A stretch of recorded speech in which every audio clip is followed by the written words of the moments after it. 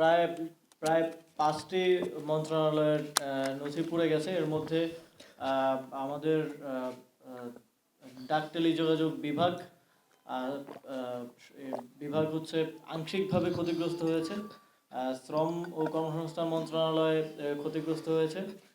যুব ক্রীড়া এবং স্থানীয় সরকার পল্লী উন্নয়ন সমবায় মন্ত্রণালয়, এছাড়াও রোডস অ্যান্ড হাইওয়ে সেটাও ক্ষতিগ্রস্ত হয়েছে। এই রোডস অ্যান্ড হাইওয়ে ডিভিশন আর হচ্ছে ডাক টেলিযোগ ডিভিশন আর বাকি 3টা মন্ত্রণালয়, এই মোট 5টা মন্ত্রণালয়ের নথিগুলো ক্ষতিগ্রস্ত হয়েছে। এর মধ্যে যুব ক্রীড়া মন্ত্রণালয়ের নথির কার্যক্রম অনলাইনে থাকার কারণে সেটা আমরা রিকভার করতে পারবো, কিন্তু স্থানীয় সরকার পল্লী উন্নয়ন সমবায় মন্ত্রণালয়ের কার্যক্রম পুরোটাই অ্যানালগভাবে হয়, পুরোটাই ফাইলে হয়। সুতরাং যেই শাখাগুলোর নথিগুলো আসলে পুড়ে গেছে সেগুলো কতটুকু রিকভার করা যাবে সেটা ক্ষয়ক্ষতি নিরূপণ করার জন্য আমাদের মন্ত্রণালয় পর্যায়ে একটা কমিটি আমরা করেছি।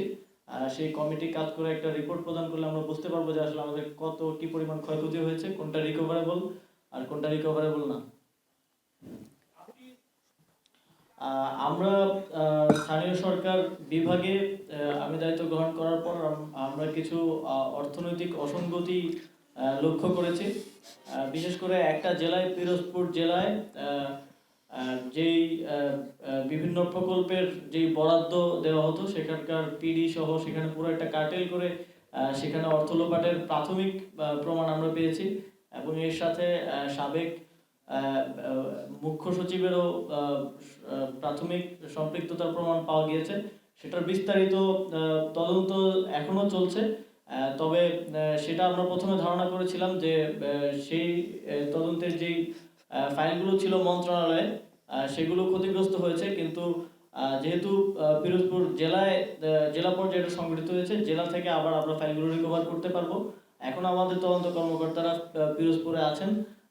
তো এই যে অর্থ লোপাটের যে বিষয়টা, এটাকে আমরা রিকভার করে আমাদের তদন্ত কার্যক্রম পরিচালনা করতে পারবো।